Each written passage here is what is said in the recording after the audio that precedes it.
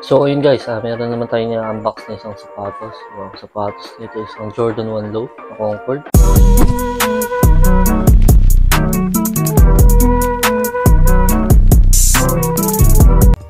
Kung bago ka pa lang sa aking channel, mag-subscribe na kayo. And thank you very much sa mga patuloy na nagsusubscribe at nagwa-watch ng aking video kahit baguhan pa lang tayo dito sa YouTube. So let's go!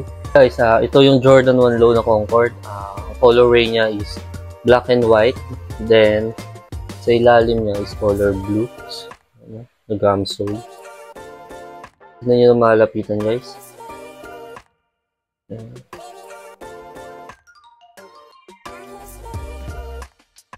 So, yung material na ginamit dito is halata naman dun sa color black. Yung nagsha-shine is yung patent leather. So, kung aware kayo dun sa mga sapatos ng mga kagalang-galang natin security guard, parang gano'n. So, hindi ko lang sure kung yung quality nito is same no? Siyempre, depende sa price nung sapatos. Simulan natin sa toe box. So, color white dito. Then, dito color black na makinang. Then, yung stitches niya, color black din. Ayan. Swoosh niya dito sa gilid, color black din na makinang, patent leather yung ginamit. Yan din sa kabila. So, yan. Then, white dito. Yun naman ng color black niya, basic lang. Yun nga lang, kinagandahan sa sapatos na to is dahil black and white na siya, then yung patent leather ba. Sa heel tab niya, yan, sa likod, ayan, yung Air Jordan, yung Wings logo, na nakatahi na color white. Then, black din dito, black din yung stitches dito.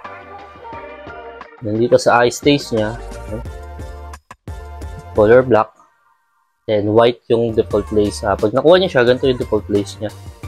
Ganyan siya. So, ito hindi namin ito i-lace up. Kung ano talaga yon, nakuha namin na default niya, ito yon. So, yan. Yung soles niya, ayan, may nakalagay din sa loob. Hindi ko kasi ito matanggal na. Iba yung nakalagay sa loob niya, hindi Jumpman logo. Tatang, white, yung white niya dito medyo hindi halos magkamukha. So, pero white siya. Ayan. Then yung black na Jumpman logo. Then ito yung size tag. Yung midsole niya, ayan, color white din, pati yung tahi color white. Then sa ilalim, yung outsole niya is ayan, blue gum sole yung kulay. Parang katulad ng mga Wolf Grey na pambabae, ganito yung ilalim. Yung Jordan 1 Low na to, na Concord, meron talagang Jordan 11 na Concord. So, doon ang galing halos. Dahil nahilig naman yung iba sa Jordan 1 Low. So, naglabas din ng Nike and Jordan yung ganito. Yung design ng shoes na to is kakaiba. Kakaiba dun sa mga ibang Jordan 1 Low na lumabas. Nakalagay naman dito is Jordan 1 Low na SE. So, special edition. So, iba rin yung box niya. Papakita ko sa inyo mamaya. Ang kagandahan pa nito, para siyang yung Panda na colorway ng Dunks. Pero, way better siya doon, pati yung material na ginamit, lalo na dito sa black nito. Size 9 tong hawak ko and available pa to sa IG store namin. So, bilhin nyo na guys. Ito yung box niya. Ayan. Dahil special edition, nakalagay dito, Jordan 1 Low and SE. Ito yung box niya, hindi kamukha ng mga typical na Jordan 1 Low. Nakalagay dito is yung Wings logo at may Air Jordan. Puro doon.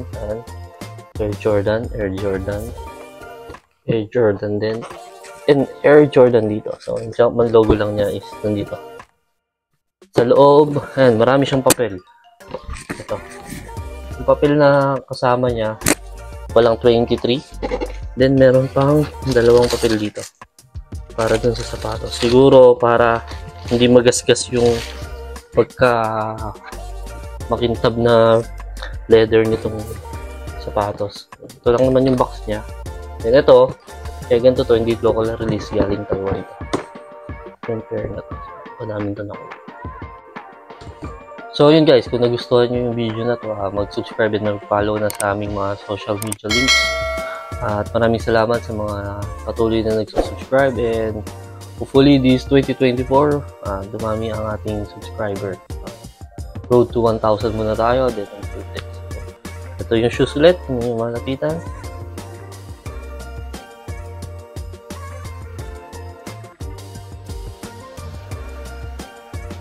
Thank you very much guys, and peace out.